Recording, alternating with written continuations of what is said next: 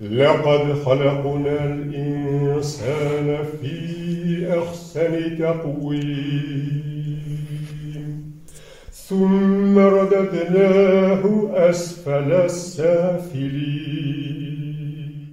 Ey Rabbim, haslab her barşalarımızdan da ümit etken hediye Ferhel İslam kızının da Rabbim ruhunu şahat eyle, ağır toprakların jingil kılsan idi. Etkin hazırım var idi. Vakit bulan sayın, joy çıkan sayın, fiyatları haneye, handıneye, şamızın rızka, o spesifik kızganış kızgaydı hazır. Birinci tabulmu ulaşmakta olsun. Şu mülakımı tanıştırı için bir jeylaşıp, ağız tınlap yaratkan aşçımızdaki. Halkımızın tarihi bir katlaulu, hatta vakti bilen facialı da bulup koya. Mana şunday vaqtlarda Allah Teala bizning xalqimizga büyük zatların, büyük ulların jibara. Masalan, mana bugun esga oldik.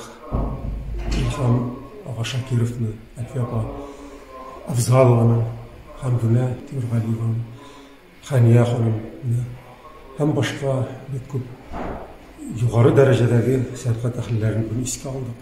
Bunda buna oturgan ulu şahıslarımızın ve onuklarının Tatarşası turabara öğrenirler mi yok mu iken bilmeyin. Bu nerseden tik bilen şuşunu tabi millet için küreşirge gerek, doğru söyleşirge gerek. Özümün balalarına kelgende, onlar indi vata jimre, min Urusça anlamaya başlagaç, vata jimre Tatarşa anlatalar. Şu unutkan kişilerimiz sözlükler öğrenip olsa da, yanadan tilge koytaşaklar, anlarına gitmezler. Şuna göre Tatar tilinin kileşegi var deyip oylaymayın. Bu ağırlıklar, bunlar vakitli şağına. Benim hazır mesela bir boşalan narsa bu prezident atamasını kaldırga. Biz devlet tutkan kalı. Başkalar eğer de dilemelerken alar, onların işi. Lakin bizde vay olurga deyiş. Vakti kampanyelerin de prezidenti var. En işin Tataristan'ın prezidenti olmasına deyiş.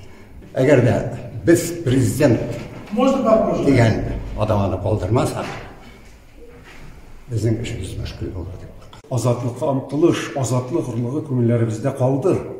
Mana şu ırlıkni gelecekte de tınşıktırmışı, ütürmüşü yaşatırga gerek bizge. Hem onduruşlu tufrakta saklanırken saklarga, hem elbette mümkünlükler tuğu bilen, vakit jilleri, yumuşak jilleri isi bilen onduruşlu tufraktan elbette şatıp çıkacak, hem yamadan şeşe batacak. Kur'an meclisine jıyılışıp her barşalarımızda izgetilek niyet bilen kullarımızda duaga güterdik.